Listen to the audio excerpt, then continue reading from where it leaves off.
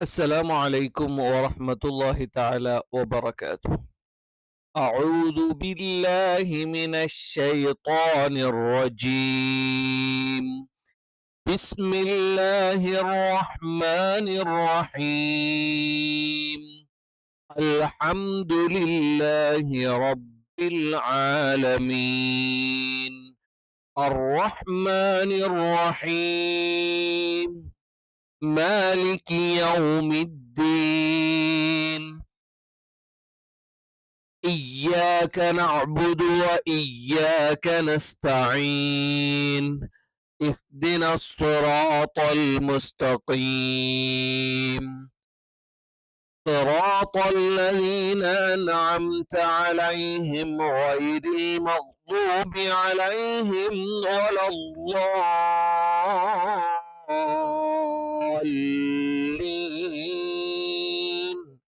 ആമീൻ. നമ്മൾ ഇതുവരെ ഫാത്തിഹ, ഇഖ്ലാസ്, മുഅവ്വിദതൈനി ഈ 4 സൂറത്തുകളാണ്. അതിൽ വരുന്ന തെറ്റുകളും അതേപോലെ അപാകതകളുമാണ് നമ്മൾ ഡിസ്കസ് ചെയ്തത്. ഇന്ന് നമ്മൾ ഡിസ്കസ് ചെയ്യുന്നത് സൂറ ഖുറൈശ്, സൂറ ഫീൽ. അവ നമ്മൾ അടിസ്ഥാനപരമായി നമ്മൾ പാരായണം ചെയ്തുകൊണ്ടിരിക്കുന്ന സൂറത്തുകളിൽ നമ്മൾ വരുത്തുന്ന തെറ്റുകൾ, അത് നിയമങ്ങളുടെ ആ ഒരു പ്രതിബന്ധങ്ങളോ കാര്യങ്ങളോ ഒന്നും ഇല്ലാതെ നമ്മൾക്ക് വരുന്ന തെറ്റുകൾ വളരെ കൃത്യമായി മനസ്സിലാക്കിക്കൊണ്ട് നമ്മളുടെ പാരായണം ശരിയാക്കിയെടുക്കുക. ഇതാണ് നമ്മൾ ഉദ്ദേശിക്കുന്നത്. നമ്മൾക്ക് ആദ്യം സൂറത്തുകളൊന്ന് പാരായണം ചെയ്ത് ഓരോ സൂറത്തുകളിലും വരുന്ന തെറ്റുകൾ നമ്മൾക്ക് മനസ്സിലാക്കി മുന്നോട്ട് പോകാം. بسم الله الرحمن الرحيم. ألم تر كيف فعل ربك بأصحاب الفيل. ألم يجعل كيدهم في تضليل وأرسل عليهم طيرا أبابيل ترميهم بحجارة من سجيل فجعلهم كعصف مأكول. ഇനി അലം തറ കൈഫ ഫഅല റബ്ബുക ബി അസ്ഹാബിൽ ഫീൽ. പലപ്പോഴും നമ്മൾ തെറ്റിക്കുന്ന ഒരു തെറ്റാണ് അലന്തറ എന്നൊക്കെ പറഞ്ഞു പോകും. അല്ല, അലം തറ. അലം, ലം എന്ന് പറയുമ്പോൾ മീമ് 2 ചുണ്ടിൽ നിന്നാണ് പ്രൊനൗൺസ് ചെയ്യേണ്ടത്, ഉച്ചരിക്കേണ്ടത്. അത് കൃത്യമായി ഉച്ചരിച്ചിട്ട്, അത് കൃത്യമായി ഉച്ചരിക്കാത്തത് കൊണ്ടാണ് അലന്തറ അലംതറ എന്നൊക്കെ വന്നു പോകുന്നത്. അപ്പൊ അലം തറ മീമ് പരിപൂർണമായി ഉച്ചരിച്ചിട്ട് എന്ത് ചെയ്യണം? അലം തറ. പിന്നെ കൈഫ, കൈഫ ആയി പോകാൻ പാടില്ല, കൈഫ എന്ന് കറക്റ്റ് ഉച്ചരിക്കണം. അപ്പൊ അലം തറ കൈഫ ഫഅല റബ്ബുക ബി അസ്ഹാബിൽ ഫീൽ. അലം തറ, ത ത എന്നുള്ളത് അകാരമാണ്. ഞാൻ മുമ്പേ പറയുന്ന കാര്യമാണ്. അറബിയിൽ എ എന്ന് പറയുന്ന കാരമോ അല്ലെങ്കിൽ ഓ എന്ന് പറയുന്ന കാരമൊന്നുമില്ല, അത്തരത്തിലുള്ള ഉച്ചാരണങ്ങളില്ല. പകരം അലം തറ കൈഫ ഫഅല റബ്ബുക ബി അസ്ഹാബിൽ ഫീൽ. അലം തറ കൈഫ ഫഅല റബ്ബുക ബി അസ്ഹാബിൽ ഫീൽ. അപ്പൊ അലന്തറ ആയി പോകാൻ പാടില്ല, അലം. പിന്നെ തറ എന്ന് തന്നെ കറക്റ്റ് വേണം, തേ ആയി പോകരുത്. അലം തെറ, അലം തറ കൈഫ. കൈഫ കറക്റ്റ് എന്ത് ചെയ്യണം? കൈഫ എന്ന് തന്നെ ഉച്ചരിക്കണം, അല്ലാതെ കെയ്ഫ ആയി പോകരുത്. പലപ്പോഴും ഈ പറയുന്ന ശേഷം യാ വരികയും ആദ്യം ഒരു ഫത്ഹ് വരികയും വരുന്ന സ്ഥലത്തൊക്കെ നമ്മൾക്ക് ഉണ്ടാകുന്ന ഒരു ബുദ്ധിമുട്ടാണ്. അതൊന്ന് ചെരിഞ്ഞു പോകാനുള്ള ചാൻസ് ഉണ്ട്. അത് പറ്റില്ല. അലം തറ കൈഫ ഫഅല റബ്ബുക. ഫഅല, ഐൻ തൊണ്ടയുടെ മധ്യഭാഗത്ത് നിന്നാണ് വരേണ്ടത്. അത് ഫഅല അല്ലെങ്കിൽ ഫഅല എന്നൊന്നും ആയി പോകാൻ പാടില്ല. അപ്പൊ ഫഅല റബ്ബുക ബി അസ്ഹാബിൽ ഫീൽ. ബി അസ്ഹാബിൽ ഫീൽ. പി പി എന്നുള്ള ഇകാരമൊക്കെ കറക്റ്റ് ആയിട്ട് തന്നെ ഉച്ചരിക്കണം.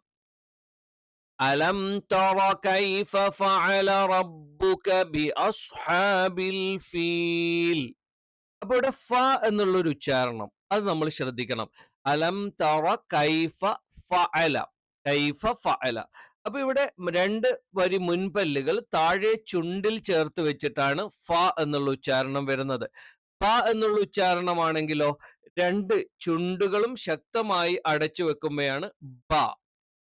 ഒരു പവർഫുള്ളി നമ്മൾ എന്ത് ചെയ്യും, അല്ലെങ്കിൽ ശക്തമായിട്ട് ചുണ്ട് അടച്ചു വെക്കുമ്പോഴാണ് നമ്മൾക്ക് ബ എന്നുള്ള ശക്തമായ എന്ന് പറയുമ്പം നമ്മൾ ഭയങ്കര ശക്തിയിൽ ചെയ്യണം എന്നല്ല, പകരം എന്ത് ചെയ്യണം, ഒന്ന് പ്രസ് ചെയ്യേണ്ടി വരും.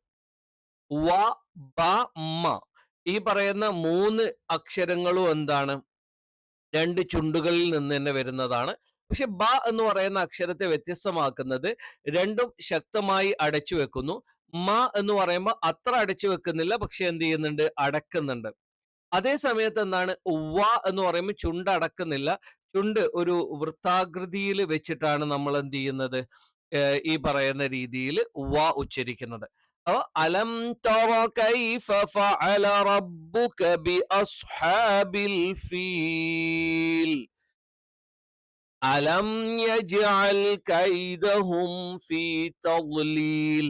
അലം ഇവിടെ എല്ലാ സ്ഥലത്തും ഇനി മീം എവിടെ വന്നാലും നമ്മൾ എന്ത് ചെയ്യണം, ആ മീമിനെ കറക്റ്റ് ആയിട്ട് ഉച്ചരിക്കണം.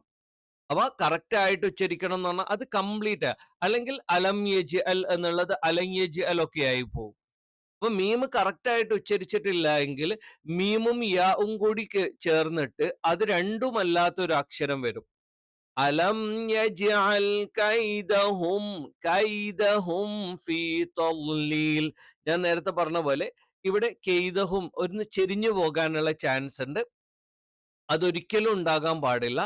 അലം യജ്അൽ കൈദഹും ഫീ തദ്ലീൽ.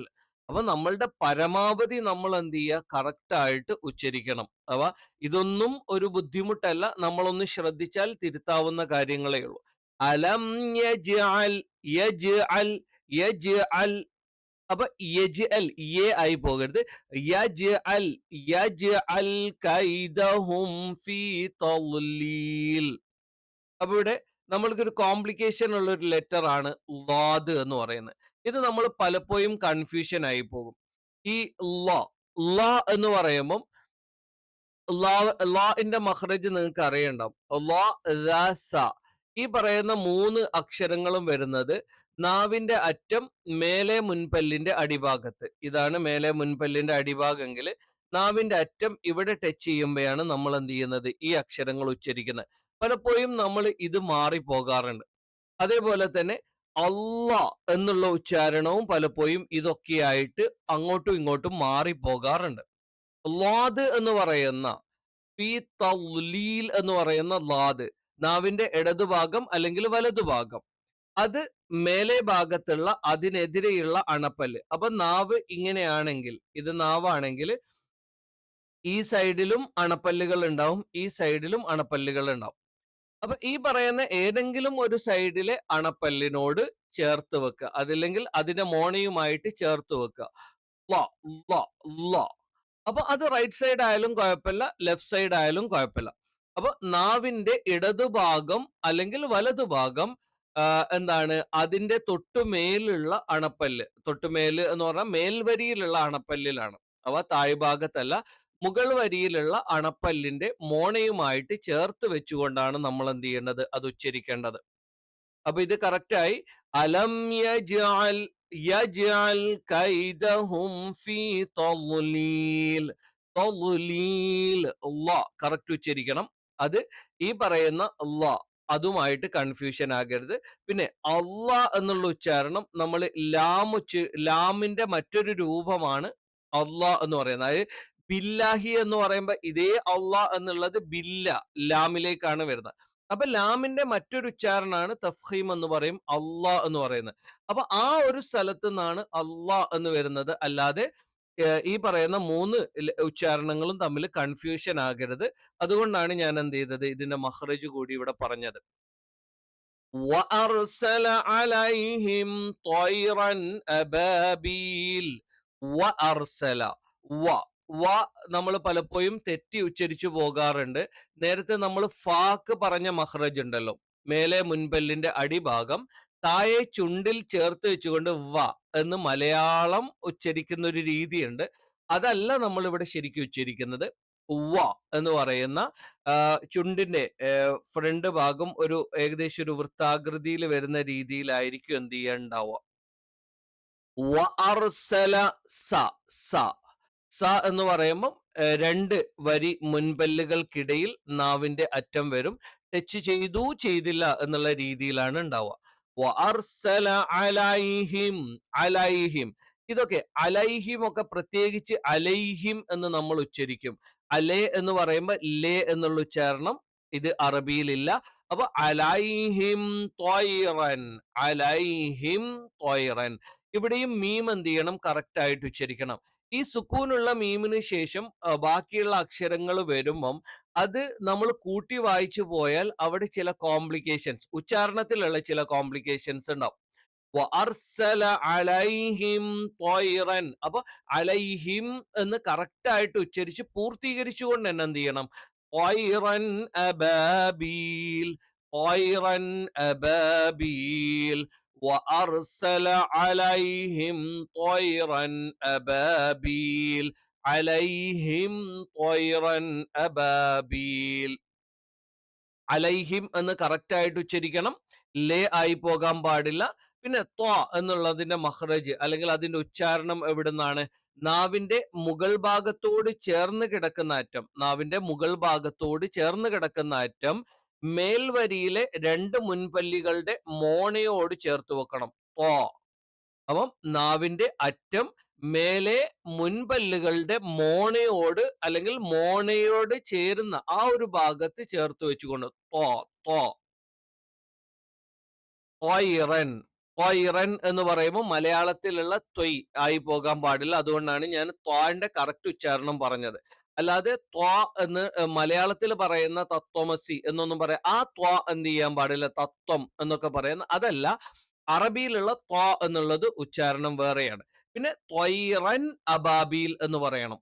അല്ലാതെ ത്വയ്റൻ അബാബീൽ ചിലപ്പോൾ നമ്മൾ സ്പീഡിലൊക്കെ ഓതുമ്പം അത്തരത്തിൽ മാറിപ്പോകാൻ ചാൻസ് ഉണ്ട്. ത്വയ്റൻ അബാബിൽ.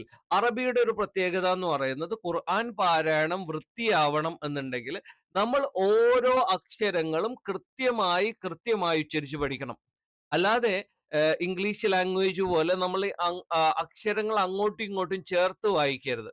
അവ അക്ഷരങ്ങൾ ചേർത്ത് വായിക്കണം, പക്ഷെ ഓരോ അക്ഷരങ്ങളും ഓരോ മഹ്റജിൽ നിന്ന് ഓരോന്ന് സെപ്പറേറ്റ് ആയിട്ട് തന്നെ നമ്മൾ എന്ത് ചെയ്യണം? ഉച്ചരിച്ച് പഠിക്കണം. തർമീഹിം ബിഹിജാറത്തിൻ മിൻ സിജ്ജീൽ.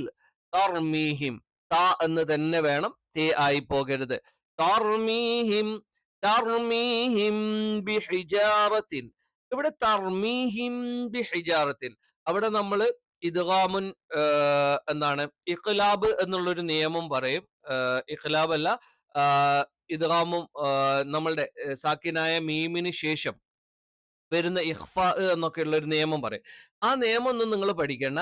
ഇവിടെ സാക്കിനായ മീമിന് ശേഷം സുക്കൂനുള്ള മീമിന് ശേഷം പാ വന്നാൽ നമ്മൾ എന്ത് ചെയ്യണം? അതങ്ങ് കൂട്ടി മറിച്ച് മണിക്കുക എന്ന് പറയും. തർമീഹിം ബി. അപ്പൊ തർമീഹിം ബി എന്ന് പറയുമ്പോൾ ചിലപ്പോ എന്ത് ചെയ്യും? ഇംബി ആയി പോകും. ഇംബി ആയി പോകുമ്പോഴുള്ള പ്രശ്നം എന്താണ്? അത് ന് പ്ലസ് ബി ആണ്. ഓക്കെ, അപ്പൊ ന് പ്ലസ് ബി ആണ് മുമ്പി. അതൊരിക്കലും എന്ത് ചെയ്യാൻ പാടില്ല. ഇവിടെ മീമ് പ്ലസ് ബായാണ്. അപ്പൊ അതെന്ത് ചെയ്യണം? തർമീഹിം ബി. ഇവിടെ ഉള്ള ഒരു പ്രശ്നം എന്താണ്? ഞാൻ നേരത്തെ പറഞ്ഞ വാവ് ബ മ ഈ പറയുന്ന മൂന്ന് അക്ഷരങ്ങളും ഒരേ ഉച്ചാരണ സ്ഥാനം, ഉച്ചാരണത്തിലുള്ള വ്യത്യാസങ്ങളുണ്ട്. അതല്ല, ഉച്ചാരണത്തിന്റെ സ്ഥലം ഒന്നാണ്. മൂന്ന് അക്ഷരങ്ങളും ചുണ്ടിൽ നിന്ന് തന്നെയാണ് എന്ത് ചെയ്യുന്നത്? നമ്മൾ ഉച്ചരിക്കുന്നത്. അതുകൊണ്ട് തർമീഹിം ബി തർമീഹിം ബി. അപ്പൊ തർമീഹിം എന്ന് കറക്റ്റ് പറഞ്ഞിട്ട് ബി എന്ന് പറയണം. അല്ലാതെ എന്ത് ചെയ്യും? തർമീഹിം ബി എന്നായി പോകും. അങ്ങനെ ഒരിക്കലും വരാൻ പാടില്ല. തർമീഹിം ബിഹിജാറത്തിൻ മിൻ സിജ്ജീൽ. അപ്പൊ ഹിജാറത്തിൻ മിൻ സിജ്ജീൽ. അപ്പൊ ഇവിടെ ഇത് അറബി ഉച്ചാരണത്തിന് അല്ലെങ്കിൽ തജ്വീദിന്റെ ചില നിയമങ്ങളാണ്. സാധാരണ വായനയിൽ ഉണ്ടായിരിക്കില്ല, ഖുർആനിൽ നമ്മൾ പാലിക്കേണ്ട ചില നിയമങ്ങളാണ്. തർമീഹിം ബിഹിജാറത്തിൻ മിൻ സിജ്ജീൽ. അപ്പൊ നിയമങ്ങളൊന്നും പറയുന്നില്ല. തർമീഹിം ബി. അപ്പൊ തർമീഹിം ബി എന്ന് കറക്റ്റ് ഉച്ചരിക്കുക. ബി ആയി പോകാതിരിക്കുക. ബി ആയി പോകുമ്പോഴുള്ള പ്രശ്നം നൂന് പ്ലസ് ബി ആയി പോകും. അത് നമ്മൾ ഖുർആനിലുള്ള ഒരു അക്ഷരത്തെ മാറ്റിമറിക്കലാണ്. അത് തീർത്തും നമ്മളെ ഭാഗത്തു നിന്നുണ്ടാകുന്ന ഒരു അപരാധമാണ്. അപ്പൊ തർമീഹിം ബിഹിജാറത്തിൻ മിൻ, ഹിജാറത്തിൻ മിൻ, അവിടെ ഇദ്ഗാമും ബിഗുന്ന എന്നൊക്കെയുള്ള നിയമം പറയും. ഹിജാറത്തിൻ മിൻ, ഹിജാറത്തിൻ മിൻ സിജ്ജീൽ. അപ്പൊ അത് നിങ്ങൾ എന്ത് ചെയ്യണം? അതൊന്നും മണിച്ചിട്ട് തന്നെ ഓതി പഠിക്കണം. فجعلهم كعصف مأكول, فجعلهم كعصف مأكول. ഇവിടെ ജഅല, ഫജഅലഹും, ഫജഅലഹും ജെ ആയി പോകാൻ പാടില്ല. ജെ എന്നുള്ള ഉച്ചാരണം തെറ്റാണ്. ഫജഅലഹും കഅസ്ഫിൻ. അപ്പൊ ഇവിടെയും ഫജഅലഹും കഅസ്ഫിൻ. അപ്പൊ ഫജഅലഹും കഅസ്ഫിൻ. അപ്പൊ മീമ് കറക്റ്റ് ആയിട്ട് പൂർത്തിയായിട്ട് ഉച്ചരിക്കണം. അല്ലാതെ ഫജഅലഹും കഅസ്ഫിൻ എന്ന് പറയുമ്പോൾ മീമ് കംപ്ലീറ്റ് ആവില്ല. നേരെ എന്ത് ചെയ്യും? കായിലോട്ട് അതങ്ങ് ചേർന്നു പോകും. അങ്ങനെ വരാൻ പാടില്ല. കാരണം സാക്കിനായ മീമിന് ശേഷം ആകെ 2 അക്ഷരങ്ങൾ വന്നാൽ മാത്രമേ എന്ത് ചെയ്യുള്ളൂ? നമ്മള് മീൻസ് ഒന്ന് മണിച്ച് ഉച്ചരിക്കുള്ളൂ. അത് മീമിന് ശേഷം മീമ് വരിക, അല്ലെങ്കിൽ സുക്കൂനുള്ള മീമിന് ശേഷം ബാ വരിക. ആ സമയത്ത് മാത്രമേ നമ്മൾ മണിച്ചുച്ചരിക്കുള്ളൂ. അല്ലാത്ത സ്ഥലത്തൊക്കെ വളരെ ക്ലിയർ ആയിട്ട് മായും പറയണം, അതേപോലെ തന്നെ ശേഷമുള്ള അക്ഷരവും പറയണം. فجعلهم كعصف مأكول, كعصف مأكول. അയിന് കറക്റ്റ് ആയിട്ട് ഉച്ചരിക്കണം. ആ ഒന്നും ആയി പോകാൻ പാടില്ല.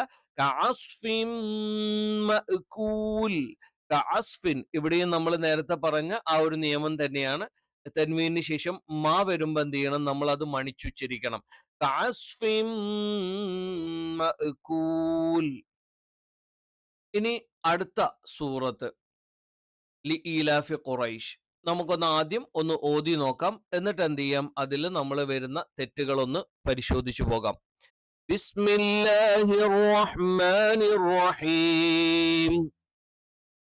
ലിഈലാഫി ഖുറൈശ് ഈലാഫിഹിം إيلافهم رحلة الشتاء والصيف فليعبدوا رب هذا البيت الذي أطعمهم من جوع وآمنهم من خوف.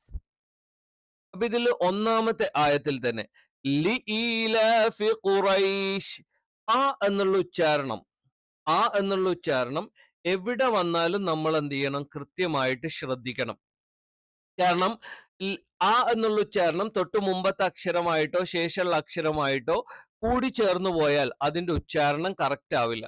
ഇപ്പം അലിഫ് ഏറ്റവും മീൻസ് ആ എന്നുള്ള ഉച്ചാരണം വരുന്ന ഏറ്റവും പ്രധാനപ്പെട്ട ഒരു സ്ഥലം അല്ലാ. അപ്പൊ ആ എന്നുള്ളത് കറക്റ്റ് വരണം. അത് തൊണ്ടയുടെ താഴ്ഭാഗത്ത് നിന്ന് വരേണ്ട ഒരു ഉച്ചാരണമാണ്.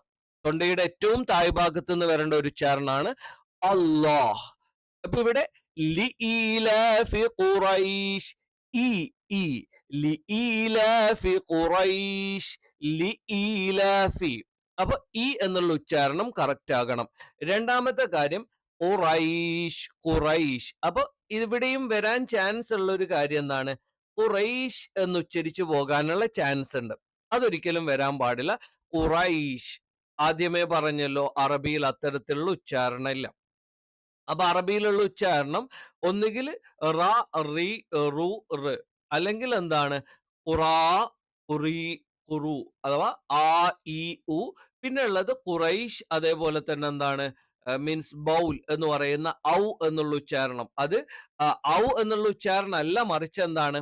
അത് അലിഫ് വാവിന്റെ കൂടെയോ സുക്കൂനുള്ള വാവിന്റെ കൂടെയോ അല്ലെങ്കിൽ സുക്കൂനുള്ള യാന്റെ കൂടെയോ വരുമ്പോഴുള്ള ഉച്ചാരണമാണ്. അപ്പൊ ഇവിടെ എന്ത് ചെയ്യണം? ലിഈലാഫി ഖുറൈശ്. അപ്പൊ ഖുറൈശ്. പിന്നെ എല്ലാ ആയത്തിന്റെയും അവസാനത്തിൽ കുറച്ചൊന്ന് നീട്ടണം. അത് നിയമങ്ങളൊന്നും ഞാൻ പറയുന്നില്ല. അവിടെ ഒരു സുക്കൂന് വരുന്നത് കൊണ്ടാണ് നമ്മൾ നീട്ടേണ്ടത്. അഥവാ സ്റ്റോപ്പ് ചെയ്യുന്ന സമയത്ത് ഉണ്ടാവുന്ന ഒരു സുക്കൂൻ. ലിഈലാഫി ഖുറൈശ്. അപ്പൊ ക എന്നുള്ള ഉച്ചാരണം. അപ്പൊ സ്വാഭാവികമായിട്ടും നമ്മൾ ക അല്ലെങ്കിൽ നഖം എന്നൊക്കെയാണ് നമ്മൾ മലയാളത്തിൽ പഠിച്ചു വെക്കുക. അപ്പൊ ഇത് ആ അക്ഷരമല്ല, മറിച്ച് എന്താണ്, ക എന്ന് പറയുന്നതിന്റെ കുറച്ചുകൂടി ബാക്ക് സൈഡിൽ നിന്ന്. അപ്പൊ നാവിന്റെ ആരംഭം അഥവാ നാവിന്റെ മുരട് എന്ന് നമുക്ക് പറയാം. അതിന് നേരെ മേലുള്ള അണ്ണാക്കിന്റെ മൃദുലമായ ഭാഗം അല്ലെങ്കിൽ അണ്ണാക്കിൽ ചേർത്ത് വെച്ചുകൊണ്ടാണ് നമ്മൾ എന്ത് ചെയ്യുന്നത്, ക ക ക എന്നുള്ള ഉച്ചാരണം പറയണം. നമ്മൾ ഈ കാക്കയുടെ ഒക്കെ ശബ്ദം ഉണ്ടാക്കുമ്പോൾ പല ആളുകൾ ഉച്ചരിക്കുന്ന ഒരു ഉച്ചാരണം ഉണ്ട്, ക. അപ്പൊ ലിഈലാഫി ഖുറൈശ് ഖുറൈശ് ഖുറൈശ്. അപ്പൊ സ്റ്റോപ്പ് ചെയ്യുമ്പോൾ നമ്മൾ എന്ത് ചെയ്യും, കുറച്ചൊന്ന് ദീർഘം കൊടുക്കും. ലിഈലാഫി ഖുറൈശ്. അപ്പൊ ഈ എന്നുള്ള ഉച്ചാരണം എന്ത് ചെയ്യണം, കറക്റ്റ് ആയിട്ട് വേണം. ഈലാഫിഹിം റിഹ്ലതശ്ശിതാഇ വസ്സൈഫ്. ഇവിടെയും ഈ സ്റ്റാർട്ടിങ്ങിൽ ആയും ഈയും ഒക്കെ വരുമ്പോൾ കുറച്ചൊരു ബുദ്ധിമുട്ടുള്ള പോലെ തോന്നും. ഈലാഫിഹിം ഈലാഫിഹിം റിഹ്ല. അപ്പൊ ഇവിടെ എന്ത് ചെയ്യണം, മീമ് കറക്റ്റ് ആയിട്ട് ഉച്ചരിച്ചിട്ട് പൂർത്തിയായി ഉച്ചരിച്ചതിന് ശേഷമായിരിക്കണം നമ്മൾ എന്ത് ചെയ്യേണ്ടത്, റ അല്ലെങ്കിൽ രി എന്ന് ഉച്ചരിക്കേണ്ടത്. ഈലാഫിഹിം റിഹ്ലത അശ്ശിതാഇ വസ്സൈഫ്. അശ്ശിത്താഇ. ഇവിടെ ഇതൊരു നിയമമാണ്. ഒരേ ഇപ്പോ ഷിത്താഇ എന്ന് പറയുമ്പോൾ താ എന്ന് പറയുമ്പോൾ ഇവിടെ ഈ അലിഫിന് നമ്മൾ മദ്ദക്ഷരം എന്നാണ്, നീട്ടാനുള്ള അക്ഷരം എന്നാണ് പറയാ. ഒരേ പദത്തിൽ മദ്ദക്ഷരമായ അലിഫ് വാവ് യാ, ഇതിന് ശേഷം ഹംസ വന്നാൽ അത് നമ്മൾ നീട്ടണം. 7 അലിഫിന്റെ 7 എന്താണ് അക്ഷരത്തിന്റെ നീട്ടം നമ്മൾ നീട്ടണം എന്നാണ് പറയാം. നിങ്ങൾ അത് കാൽക്കുലേറ്റ് ചെയ്തൊന്നും ബുദ്ധിമുട്ടാവണ്ട. പകരം എന്ത് ചെയ്താൽ മതി, ഞാൻ ഈ ഓതുന്ന രീതിയിൽ അങ്ങ് ഓതിപ്പോയാ മതി. ഈലാഫിഹിം റിഹ്ലതശ്ശിതാഇ വസ്സൈഫ്. അശ്ശിതാഇ വസ്സൈഫ്. അശ്ശിതാഇ, ഷ എന്ന് പറയുന്ന അക്ഷരം അത് നാവിന്റെ മധ്യഭാഗം അതിന്റെ മേലെ അണ്ണാക്കിൽ ടച്ച് ചെയ്തുകൊണ്ടാണ് ഷ എന്നുള്ള ഉച്ചാരണം വരിക. അത് അവിടെ തന്നെ ഉച്ചരിക്കണം. അല്ലാതെ മലയാളത്തിൽ നമ്മൾക്ക് ഒരു ഷായ് ഉണ്ട്, അതേപോലെ തന്നെ രണ്ടാമത്തെ മഷി എന്ന് പറയുന്ന ഷായ് ഉണ്ട്. ഈ ഉച്ചാരണങ്ങളൊന്നും നിങ്ങൾ കോംപ്ലിക്കേറ്റഡ് ആവണ്ട. അശ്ഹിതായി ഒറ്റ കാര്യം പഠിച്ചാൽ മതി, നാവിന്റെ മധ്യഭാഗം അഥവാ നാവിന്റെ സെന്റർ മേലെ അണ്ണാക്കിൽ ടച്ച് ചെയ്തുകൊണ്ടാണ് ഷ എന്നുള്ള ഉച്ചാരണം പറയേണ്ടത്, അല്ലെങ്കിൽ ഷ എന്നുള്ള അക്ഷരം പറയേണ്ടത്. ഈലാഫിഹിം റിഹ്ലതശ്ശിതാ. അപ്പൊ ഈലാഫിഹിം മീമ് കറക്റ്റ് ആയിട്ട് പൂർത്തിയായി ഉച്ചരിക്കണം. ഈലാഫിഹിം റിഹ്ലതശ്ശിതാഇ വസ്സൈഫ്. അപ്പൊ ഇവിടെയും വസ്സൈഫ്, സൈഫ് അല്ല, വസ്സൈഫ് വസ്സൈഫ്. فليعبدوا فليعبدوا رب هذا البيت. فليعبدوا فليعبدوا.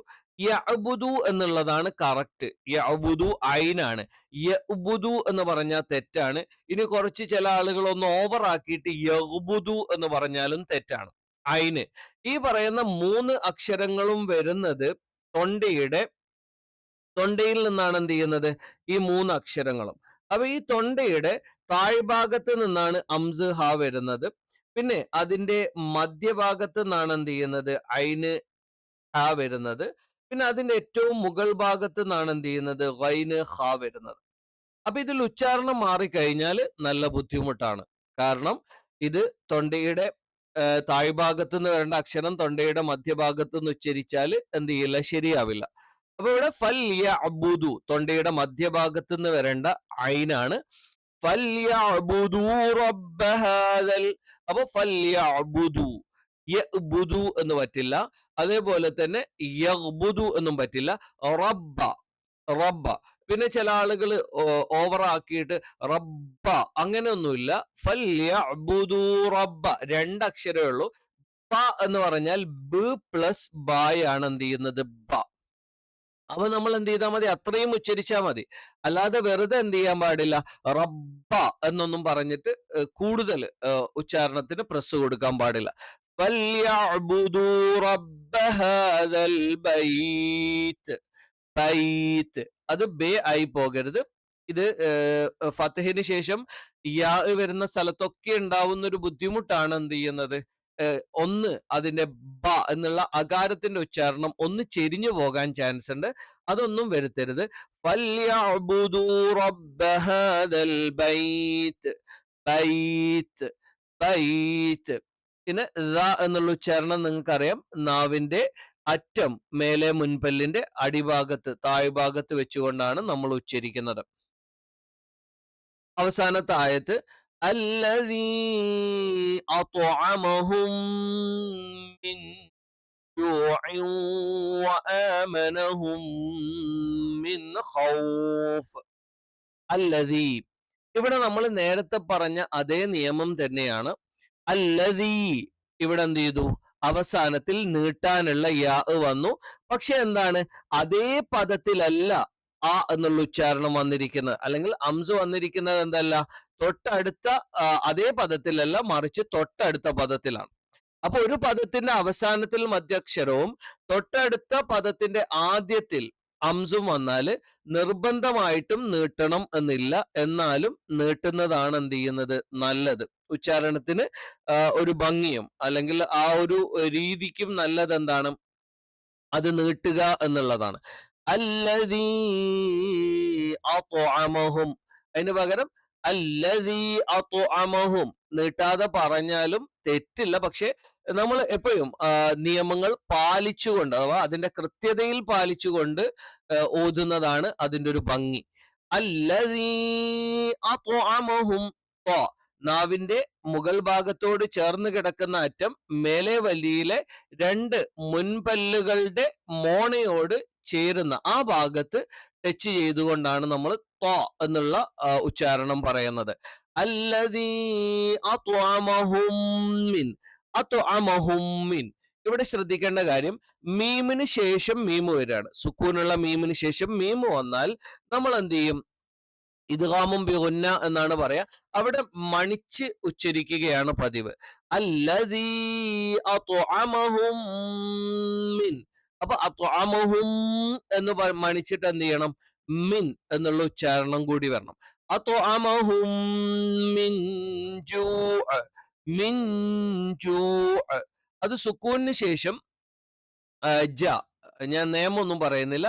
മിൻ ജൂഅ്. മിൻ ജൂഅ്. അവിടെ ഒന്ന് ആ നൂനിന് എന്ത് ചെയ്യണം? ഒന്ന് മറച്ച് മണിക്കണം. വആമനഹും മിൻ ഖൗഫ്. വആമനഹും മിൻ. എഗെയിൻ എന്താണ്? സുക്കൂനുള്ള മീമിന് ശേഷം മീമ് വരികയാണ്. വആമനഹും മിൻ ഖൗഫ്. മിൻ ഖൗഫ്. അപ്പൊ ഇവിടെ നൂനിന് ശേഷം ജാ വന്നപ്പോ നമ്മൾ മണിച്ചു. അതുകൊണ്ട് എന്നാ കിടക്കട്ടെ, ഇവിടെ മിൻ ഖൗഫ്. അത് പറ്റില്ല. ഇവിടെ നമ്മള് 4 അക്ഷരങ്ങൾ പറഞ്ഞിട്ടുണ്ട്. എവിടെ എന്താണ്? അംസ് ഹ തൊണ്ടയുടെ താഴ്ഭാഗത്തുനിന്ന്, ഐൻ ഹ തൊണ്ടയുടെ മധ്യഭാഗത്തുനിന്ന്, ഗൈൻ ഹ തൊണ്ടയുടെ മുകൾ ഭാഗത്തുനിന്ന്. ഈ പറയുന്ന 6 അക്ഷരങ്ങള് സുക്കൂനിന് ശേഷം വന്നാൽ നമ്മൾ എന്ത് ചെയ്യാൻ പാടില്ല? അവിടെ മണിക്കാനേ പാടില്ല. വളരെ ക്ലിയർ ആയിട്ട് പറയണം. ഇൽഹാർ എന്നാണ് നിയമത്തിന്റെ പേര്. വ്യക്തമായി പറയുക. അല്ലദീ അത്അമഹും മിൻ ജൂഇൻ വ. അപ്പൊ ഇവിടെ തൻവീന് ശേഷം വാ വന്നാലും നമ്മൾ എന്ത് ചെയ്യണം? മണിക്കണം. മിൻ ജൂഇൻ വആമനഹും മിൻ ഖൗഫ്. മിൻ ഖൗഫ്. അപ്പൊ നൂനിന് ശേഷം ഹ വന്നാൽ എന്ത് ചെയ്യണം? ഹ എന്നല്ല, നമ്മൾ ഈ പറഞ്ഞ 6 അക്ഷരങ്ങൾ വന്നാൽ എന്ത് ചെയ്യണം? വളരെ കൃത്യമായിട്ട് ക്ലിയർ ആയിട്ട് തന്നെ പറയണം. ഇനി ജായുടെ ഉച്ചാരണം നമ്മൾ നേരത്തെ പറഞ്ഞല്ലോ. നാവിന്റെ മധ്യഭാഗവും മേലെ അണ്ണാക്കും. ജായും അത് തന്നെയാണ്. ഷ ഈ പറയുന്ന ഇയ 3 അക്ഷരങ്ങളും എന്താണ്? അവിടുന്ന് തന്നെയാണ് നമ്മൾ ഉച്ചരിക്കുന്നത്. അപ്പൊ അപ്പൊ ജൂ ഇൻ എന്നൊന്നും ആയി പോകരുത്, ഹംസ ആയി പോകരുത്, ഐനായിട്ട് തന്നെ ഉച്ചരിക്കണം. മിൻ ജൂഇൻ വആമനഹും മിൻ ഖൗഫ്. ആമനഹും മിൻ ആമനഹും മിൻ സുക്കൂനുള്ള മീമിന് ശേഷം മീം വരുമ്പോൾ അത് മണിച്ച് തന്നെ എന്ത് ചെയ്യണം, ഉച്ചരിക്കണം. മിൻ ഖൗഫ്, മിൻ ഖൗഫ് വളരെ കൃത്യമായിട്ട് എന്ത് ചെയ്യണം, ഇൽഹാർ ആക്കിയിട്ട് തന്നെ പറയണം. അപ്പൊ നമുക്ക് രണ്ട് സൂറത്തുകളും ഒന്ന് ഓതി നോക്കിയിട്ട് ക്ലാസ് അവസാനിപ്പിക്കാം. ബിസ്മില്ലാഹിർ റഹ്മാനിർ റഹീം. അലം തറ കൈഫ ഫഅല റബ്ബുക ബിഅസ്ഹാബിൽ ഫീൽ അലം യജ്അൽ കൈദഹും ഫീ തദ്ലീൽ وأرسل عليهم طيرا أبابيل ترميهم بحجارة من سجيل فجعلهم كعصف مأكول. بسم الله الرحمن الرحيم. لإيلاف قريش إيلافهم رحلة الشتاء والصيف فليعبدوا رب هذا البيت الذي أطعمهم من جوع وآمنهم من خوف. ഇൻഷാ അല്ലാഹ് ഇതിന്റെ ബാക്കിയുള്ള സൂറത്തുകൾ കൂടി പെട്ടെന്ന് പറഞ്ഞു പോയിട്ട് വളരെ പ്രധാനപ്പെട്ട യാസീൻ, തബാറക്ക പോലെയുള്ള വാക്യ പോലെയുള്ള സൂറത്തുകൾ കൂടി ഇതേപോലെ നമ്മൾക്ക് ചെയ്യണം. ഇൻഷാ അല്ലാഹ് നിങ്ങൾ പരമാവധി ആളുകളിലേക്ക് എത്തിക്കുക. ചാനൽ സബ്സ്ക്രൈബ് ചെയ്യുക, ഷെയർ ചെയ്യുക. അടുത്ത ക്ലാസ്സിൽ കാണുന്നത് വരെ അസ്സലാമു അലൈക്കും വറഹ്മത്തുള്ളാഹി തആല വബറകാതുഹു.